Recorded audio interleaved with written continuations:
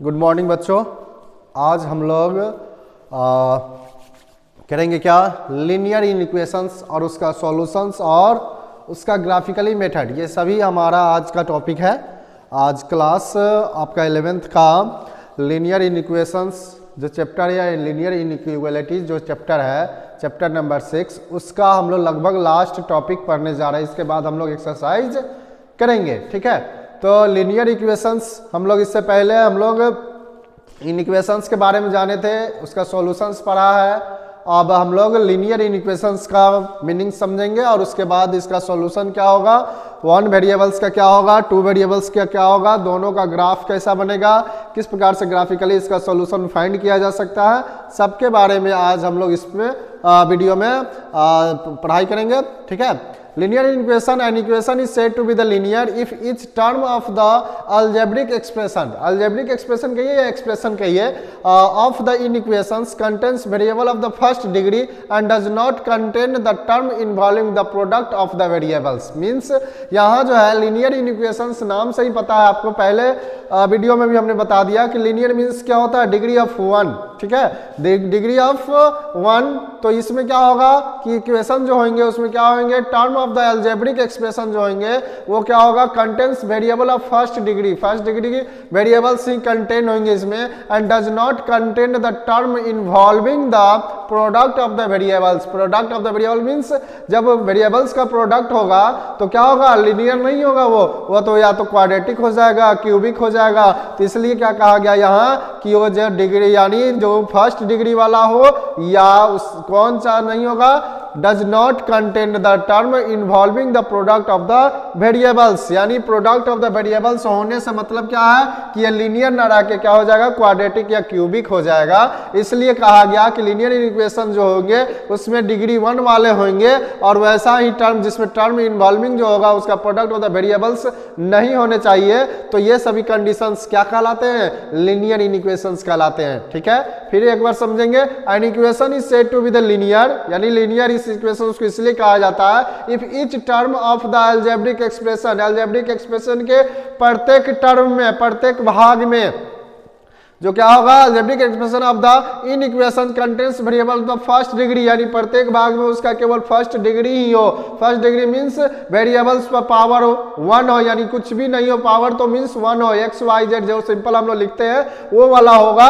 तो हमारा ये एक्सप्रेशन इन इक्वेशन जो कहलाएगा वो हमारा लीनियर इन इक्वेशन कहलाएगा। फिर and does not contains the term, ऐसा भी हो सकता है कि इस वाले में टर्म को मल्टीप्लाई कर दिया जाए, तो ऐसा भी नहीं होना चाहिए। And does not contain the term involving the product of the variables, और ऐसा भी कोई टर्म इसमें इन्वॉल्व ना हो जिसका क्या हो, प्रोडक्ट जो उसमें उस वेरिएबल्स का प्रोडक्ट इस वाले टर्म्स में इन्वॉल्व हो। तो ऐसा जब नहीं होगा तभी वो क्या कहलाएगा, लीनियर इक्वेशंस कहलाएगा।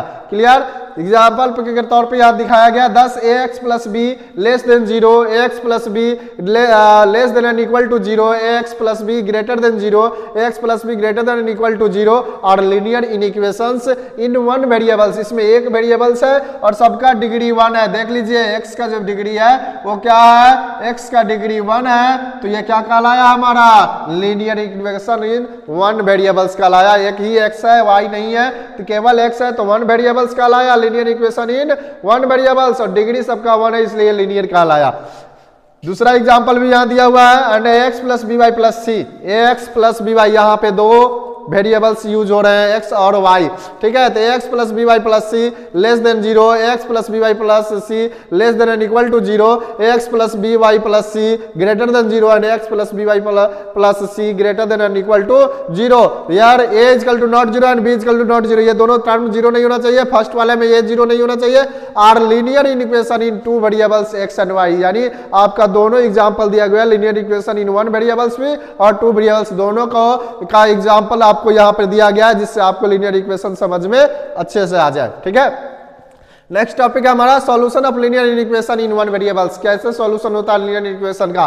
तो वैल्यूज ऑफ द वेरिएबल यानी एक्स वाई जो भी होते हैं वो values of the variables which makes inequations inequality, ये ट्रू स्टेटमेंट है। जब हमारा वेरिएबल्स जो होते हैं वेरिएबल्स के जो वैल्यू होते हैं वो क्या होता है, स्टेटमेंट को ट्रू बना देता है, तो वो हमारा क्या कहलाता है, उसका सॉल्यूशन कहलाता है। Solution of linear equation in one variable में values of the variables which makes inequations inequality a true statement is called solution of the linear equation. Example में दिया गया 3 is the solution of x less than 7, यानी 7 से छोटा वाला जितना भी x होगा वो क्या होगा, इसकी सॉल्यूशन होगी, ट्रू स्टेटमेंट देगा। तो 3 क्या है, इसका एक ट्रू स्टेटमेंट दे रहा है, ट्रू एक सही बता रहा है कि सही में x जो है क्या है, लेस देन 7 है, लेस देन 7 में 3 भी आता है। The set of the values of the x is the called its solution set। और जो ये जितने भी x के वैल्यू होंगे वो हमारा क्या कहलाएगा, इसका सॉल्यूशन सेट कहलाएगा। The set of the values of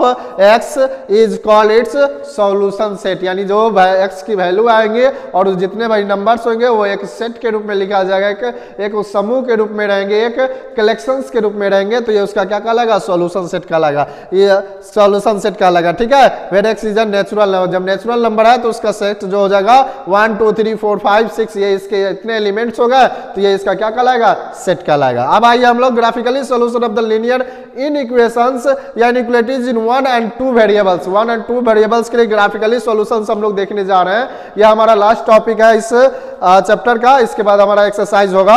in 1 variable solutions represent on number line and the 2 variable solution represent on the cartesian plane. हम लोग ऐसे भी पढ़े हैं, हम लोग लीनियर इक्वेशन जब पढ़ते थे तो क्या होता था, लीनियर इक्वेशंस में हम लोग नंबर लाइन पे इस नंबर्स को दिखलाते थे और क्वाड्रेटिक वाले को क्या करते थे, हम लोग कार्टेशियन प्लेन पे दिखाते थे। सेम वैसा ही है कि यहाँ भी इन 1 variable solution represent on the number line, 1 variables वाले को हम लोग नंबर लाइन पे डिनोट करते हैं, उसका ग्राफिकली मेथड वो हो गया।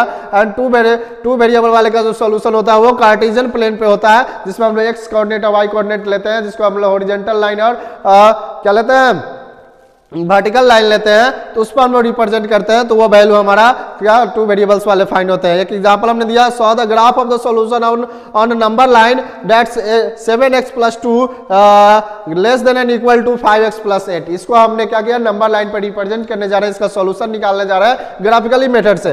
तो सब्ट्रैक्शन द सॉल्यूशंस बारे subtracting 2 from the both side, दोनों साइड से हमने रूल्स सबका पढ़ाया है कि क्या क्या रूल फॉलो करके हम लोग लीनियर इक्वेशन को सोल्व करते हैं, तो वो हमने देख लिया। तो यहाँ पे हम लोग क्या किया, पहले सब्ट्रैक्ट कर रहे हैं दोनों में से, दोनों साइड से, बोथ साइड से हम लोग 2 माइनस कर रहे हैं, तो 7x + 2 - 2, तो इसके लिए तो हमारा क्या आया 7x 5x + 6। फिर भी हम लोग देख रहे हैं कॉमन कुछ और भी आ रहा है, तो हमने फिर 5x को सब्ट्रैक्ट किया दोनों से तरफ से, subtracting 5x from both side, तो क्या हो गया हमारा 2x और less than and equal to 6। अब यहाँ पे देख रहा है 2 से हमारा दोनों डिविजिबल है, तो 2 से हमने क्या किया, बोथ साइड को डिवाइड किया, तो हमारा x का वैल्यू क्या आया, x less than and equal to 3 आया।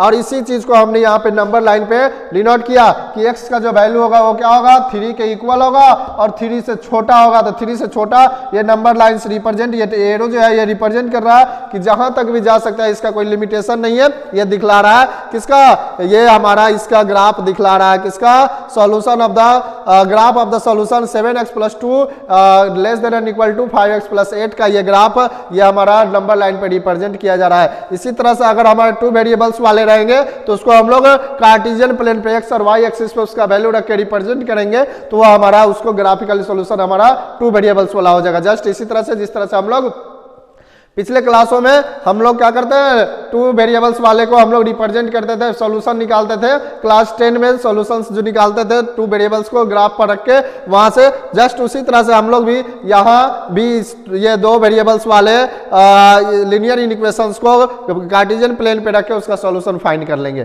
ठीक है, एक और चीज, the regions containing all the solution of the inequalities is the called the solution region, यानी सॉल्यूशन जिस रीजन के अंतर्गत जितने जितने भी सॉल्यूशन फाइंड होते हैं वो उसका सॉल्यूशन रीजन कहलाता है। यानी इन इक्वलिटी में या इन इक्वेशंस में जिस रीजन के अंतर्गत सॉल्यूशन जब हम लोग ग्राफ बनाते हैं और जो ग्राफ के अंतर्गत जो भी रीजन होता है वो उसका सॉल्यूशन रीजन कहलाता है, जिसमें हम लोग उसका वैल्यू फाइंड कर पाते हैं, जिसको हम लोग उस ग्राफ पे दिखा पाते हैं, वो उसका क्या कहलाता है, सॉल्यूशन रीजन कहलाता है। ठीक है, तो आज का टॉपिक यही रहा। आज यहाँ सब कुछ समझ में आ गया होगा। अब आप लोगों को लीनियर इक्वेशन चैप्टर में या लीनियर इनइक्वालिटी चैप्टर में कोई प्रॉब्लम नहीं होगा। सारा का सारा आपका टॉपिक जो हो गया वो क्लियर हो गया और इससे आप आराम से आसानी से क्या कर सकते हैं, क्वेश्चन सोल्व कर सकते हैं। और इसके बाद जो हम लोग करेंगे एक्सरसाइज 6.1, 6.2, 6.3 का हम लोग सॉल्यूशंस करेंगे। ठीक है, ओके बच्चों। तो अगर ये सब कुछ समझ में आ गया होगा तो वीडियो को लाइक कीजिएगा, शेयर कीजिएगा और चैनल को सब्सक्राइब करना ना भूलिएगा। धन्यवाद।